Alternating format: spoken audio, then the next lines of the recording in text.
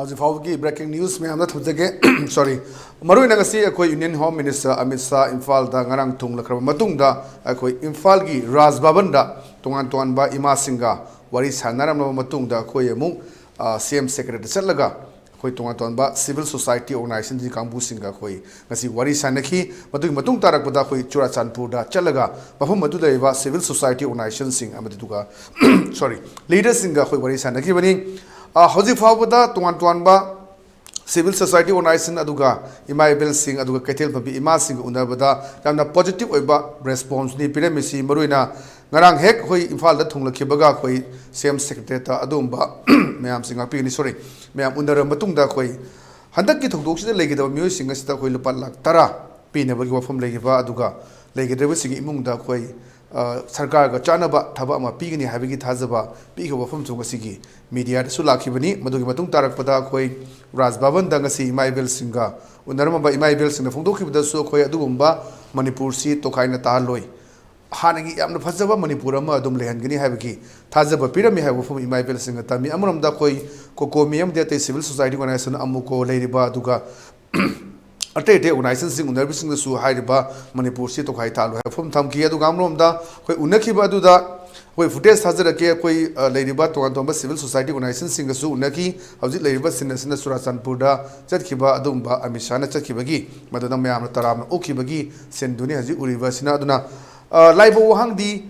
hauji yamna koina hokiba megi tang ahum dagi hauji bawda ori film sida koi tuan ba Samzerva misam kya ki punsi mang ke ba lantum mang ke ba masida sunatna koi yum kai kya nakal ani makta mang tak ki basina akhoi aram haina santi pura kadagi haibji acho wahang amoidi haji fawda khoi haji Home Minister na ngasi Churachandpur da chalaga mafam madugi leaders sing aduga civil society organization siga unakra matung da khoi hoji ngaki mangda Imphal da haigalaktana adumba leiriba BJP ki Bharatiya Janata Party ki adumba MLA singa haji Chena wari chana we from Jam Kana same secretary Satari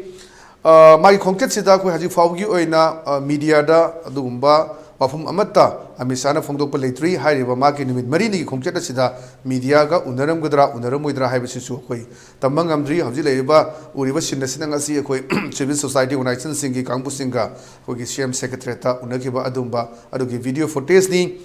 Amisagi achoba kanoma wakalo nama yamna darkar oiri akoi nakal animakta santi purukna buhana bada karamba thausil thorang tawadaga habasi achoba wahang ama oiri aduba hauji fawda media da phongdokpa leitri hauji oiriba piba masida hauji akoi South Korea da leiriba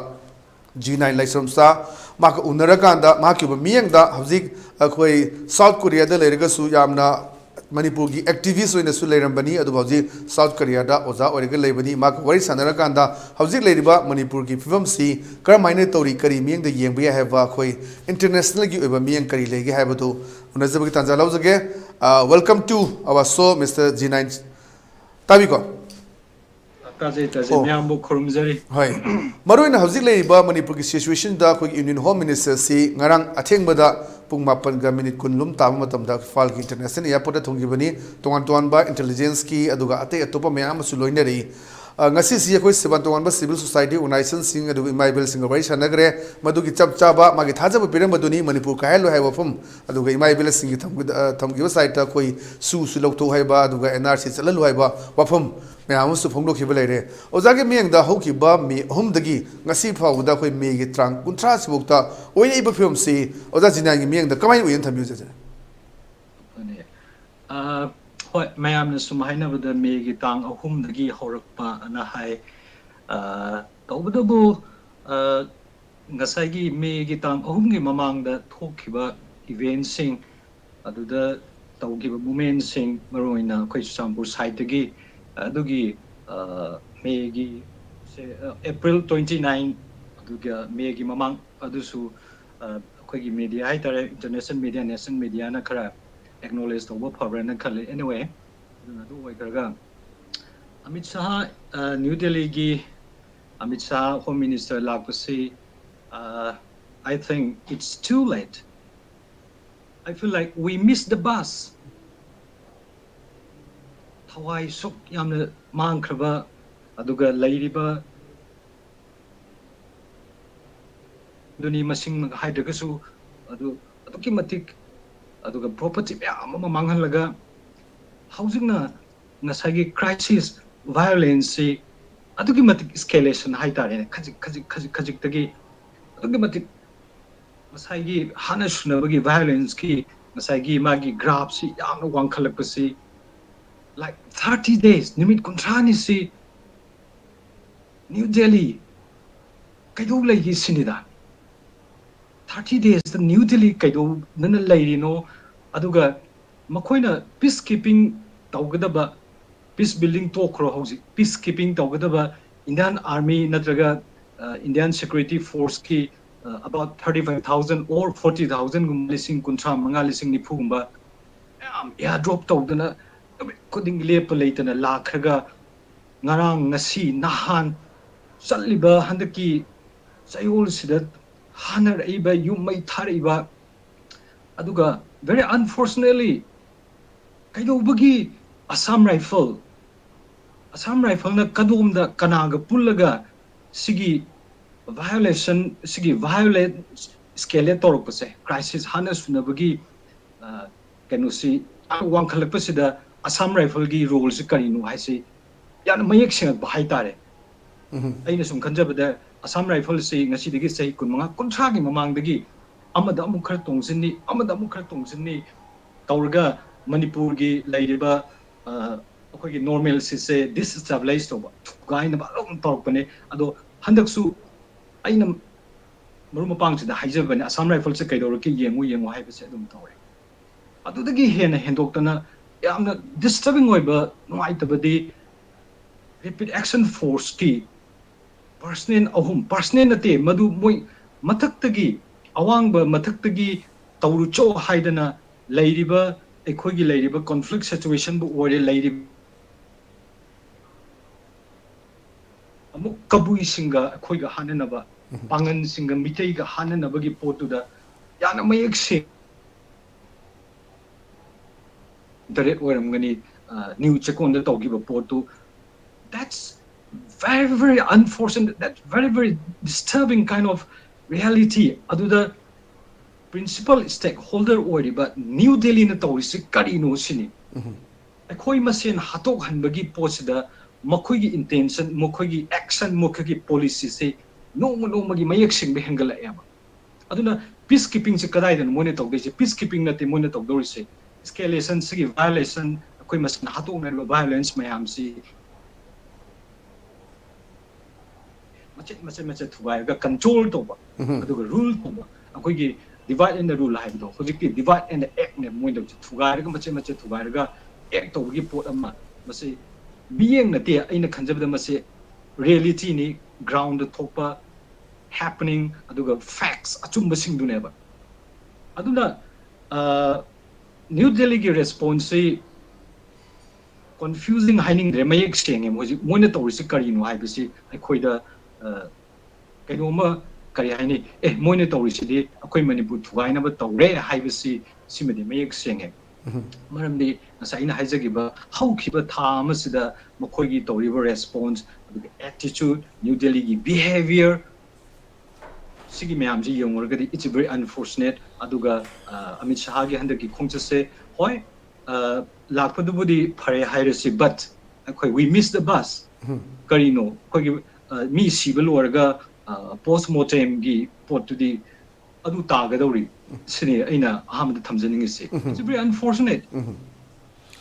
maruina zik udaribasi ekoi international media oiro du national media oiro tuan ba la na dum sandokna ba adum akoi gi minority kangbu da hector genocide chethare ga haiba tuan ba atop international media da hore iba lansi kamaina togibuno haiba posi meyam anu khangdar ba haitare laibu wang di ekoi sei cha kya dagi leminara ba furup sing sida khoi adum bagi ka hena sumaina khoi kuki naga hanagre dagi mitei mitei pangal ga tongnagre kuki ga paiting ga tongnagre sigu ba yam sang na jathaba mausi oigidabra na khale duga handaki sida adum ba external force ama yaukselakpa tongan ba Myanmar rom dagi changselakpa ji khoi rangi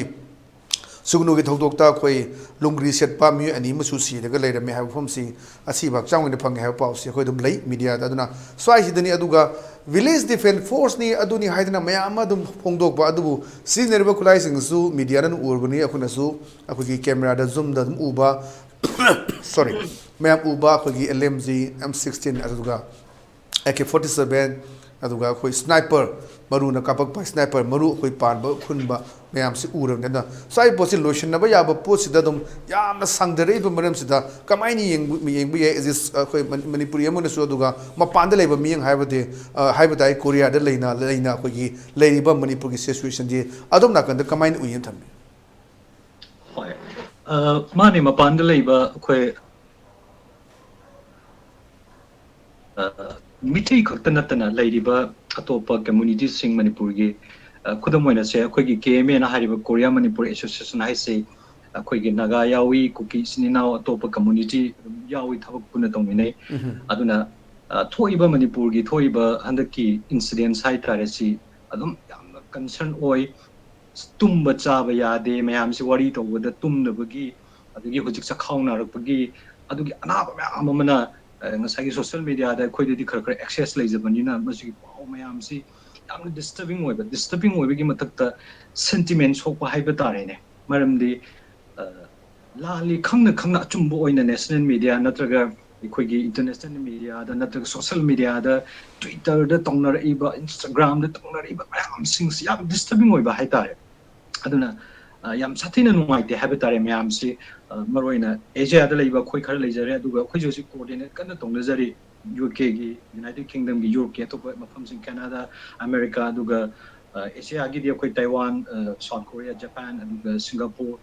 Malaysia दा लेबा मयाम जे Australia ngarang na jo खोइ कन थबक से कैदो सिगे खोइ fundraise की मथक ता खोइ तौ याब से करी करी नो हाइदना यामना कन होना जरी अदुगा आइनिस दा हाइजनिंग बदी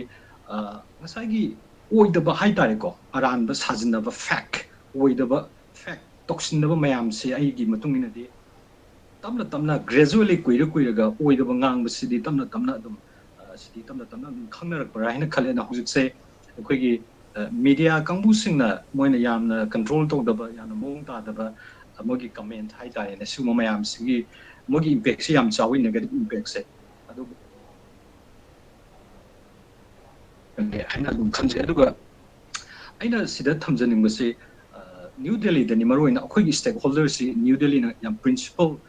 स्टेक होल्डर अम ओइबनिना न्यू दिल्ली ना तौहम तोग थबक सि पीस कीपिंग की थबक सिदा यामना पुचेन सेंगना यामने प्रॉम्पली हौग्रे फरे हुजि कुदक्ता यामना प्रॉम्पली मोइना थाजिलेबा 40,000 नसागी फोर्स सिनरगा यामना पॉजिटिव ओइबा पीस बिल्डिंग अमा crisis management hai batare akhoi hojik thoi ba thogdok sida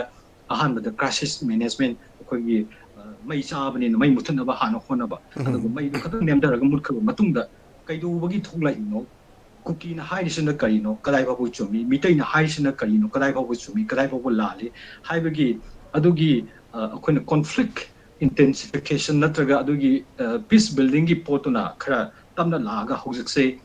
new delhi na tobi gadori se akhoi gi keno se crisis management की सरुक्सी मोइन ममांग दा तौदबा अदु मयाम दु तौरगा मदुमा यामना effectively adequately अदुगा immediately थबक लखतो मथौ ताइना खले अदुना peace keeping जे करमाइन तौदरिनो अदुना हुजिकि दि हाना सुनबा तौनरिबा मयाम से याङे नेमदनबा लेइबै इंडिया की न्यू दिल्ली की फोर्सेस सिनरगा पॉजिटिवली सिनबिबा दुमो लमचा साजत मोइना तौरंबा असम राइफल का पुलगा मिटी कम्युनिटी द ओनजिलकपा सिगुमगी थबक मयाम सि कुतक लेपिबा अदु नत्रगनि इंटरनेशनल मीडिया इंटरनेशनल की ऑर्गेनाइजेशन बॉडीज सिंग द पाउसी अदुम यौबा हौनरबनी अदुना हेंग इंडिया दसु नेदुले दसु क्वेश्चन मयाम हंगकनी अदुगी मोइ फत्तबा इम्पैक्ट यामना लेगनी सिनी हौजिकि दि क्राइसिस मैनेजमेंट हाइबा तारे अदुगा मतुंग तार होइबा कॉन्फ्लिक्ट अना हाइबो हाइरगसु सिंकरमना ट्रांसफॉर्म तौबा यागदगे हाइबदुदि लेरिबि स्टेक होल्डर्स सिंसे मरोइना आइगी मितु उजबदा स्टेक होल्डर्स अखोगी न्यू दिल्ली सम याम लेरे अचौबा मादी अचौबा स्टेक होल्डर अमा लेरे न्यू दिल्ली अदुगा अखोई कम्युनिटी मैते रोमदा लागना पॉलिटिकल अखोई ग्रुप ता लेरिबा पॉलिटिकल क्लास ता लेरिबा कांगबु सिंग अदुगा सिविल सोसाइटी की group amaga atopa amana akhoi general population haijaba tare mitai gi general population haibadi akhoi thoga lambi thoga khang ngamdana tawriba thaba ingang tawriba maya moidi innocent haiba yai general population na tawrise ki emotion sentiment aduna moidi reason yaude rationality mangi pain ba sounding ba mayam duna likewise cookie da su cookie sing da yumai tha ba thula iba naha aduga masagi rationality yaudaba kan kan da bangam da ba aduga reason yaudaba kangbu sing general population ai thudon moidi warong lingde adubu cookie rom the like and stakeholder luridi armed groups in the militants group pu haigera natraga terrorist pu haigera leiba kangbu sing si makhoi amasung makhoi bu saugliba makhoi gi political classing vested interest ki kangbu sing aduga amana akhoi gi civil society organization aduga student activists haitare cookie gi community gi marakta even aina sinner tam cookie haiba simaksu aina swaidane akoina stakeholders kanano haragadi cookie hesida kanano haibasi akoi media ai sama yauna akoi fazana understand to minadi identify to minadi aduna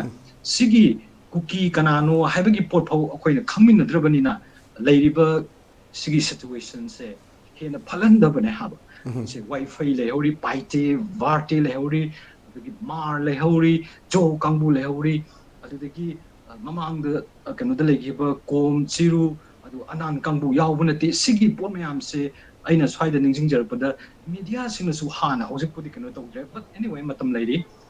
cookie haisina kanano aduga paiti sina karamano varti sina karamano jaw sina kanano wifi sina karino kai haibase sizu ekhoi da education se yamna watpanina aduna sigma fattaba situation ma lakpa matamda jara hegat leba aduna long term crisis management si government yam sathina khudakta puchen sangna tawbiba adu ani subada akogi long term gi dudi khara tamna haiba tare ne ko so isi kari mu yanidabana kari mu haiba se adudana mu dialogue haiba tare adu biduna khara tamna lai kanda masigumba pose mathau dabena khanjai yam sung hom ni khoi di pam badi ani nakaran ba ki site ta khoi solution peace purak pai bisni adu kamain tawdana ji bar sarkar na adu home minister lai bisi tang ama bu leigadabani kamaina purak kadagi haibdi mai wakhalon da leira dubu akhoina khona lemen amona praja amona haji leiriba situation ji kamain tawragadi akhoi peace building ji purak pa yani haibagi wakhalon pada jinine gi ba kari wakhalo em thambirum aduna ina haizabado hojikti peace building haisana khara mu lapthokre hojikti crisis se magi wangkhalakpagi graph se dum wange na khale adu sidage na wangkhat khibasu yani laibak thiragadi adu si wangkhalaiba pochda akoina peacekeeping haiba tare sigi je control crisis management crisis response to we have say new delhi never sida tawgadariba number 1 di new delhi na tawdagadi laihoriba cookie community general population mitai community general population aduga mitai gida political class ta leiriba hojik minister paiba bole pa kangbu sing kashu to bangamoi boy kashu to bangamde aduga moigi noi taba mana bole pa kangbu sing si pesa pairaga mathangi magi power khara amuk accumulate tongna bagi vested interest to loin oibanina adu sidadi akoi ground da leiriba manipur da leiriba akoi gi civil society boiro miyam boiro nataga rajniti tawribi sinau boire moi completely moi kasu upai leiroi maramdi new delhi gi pod da compromise tawga lakpanina moina tawba thabukta aduga makhoi gi mapangan gi makha da khoi se solaga leibina khoi kem tawba ngamoi dabanina hojikti new delhi sina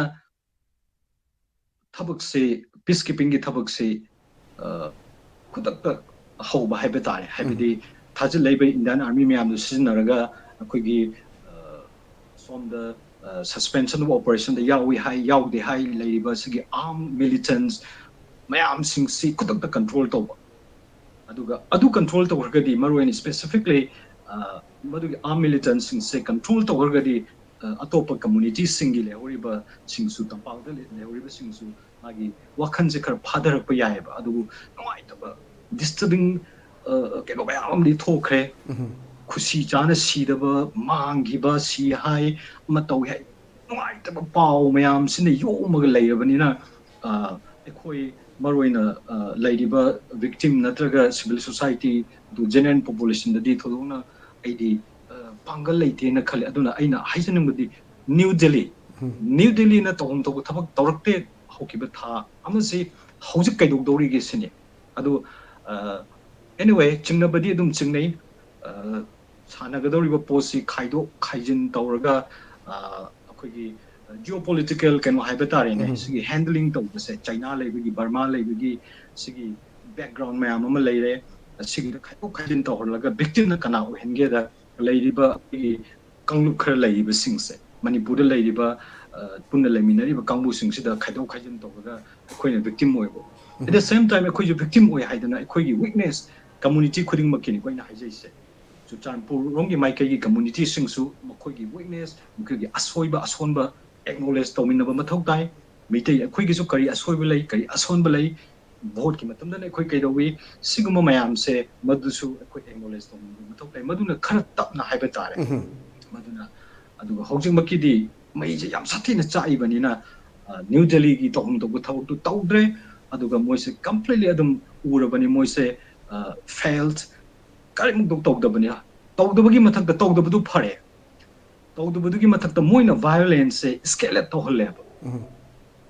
masini yamna khwaidagi laiba thiriba pote. Okay, thank you so much, JININE. Asin namatong kay topi raga adumba koi ki Elite TV ki adumba breaking news ta tuan tuan issue sings ta koi breaking news na tamzara kanda issue sing asige na inabi ki tanja tuan ba koi international ki tuan ba country sing da lariba sing aduga India ki aduga koi Manipur ki wang da lariba sing asige mukho ki ba miyeng abzik Manipur da lariba situation si da kari miyeng lariba ki abdu tamzara bi ki Tanzania una dukan ngasi da ki hawlaga program si hawdok jabani. Thank you so much adugi asin namatong kay topi raga ELITETV की breaking news दा सरुक या बिगुदम JININE बहाना ना थागा चली. Okay, thank you so much.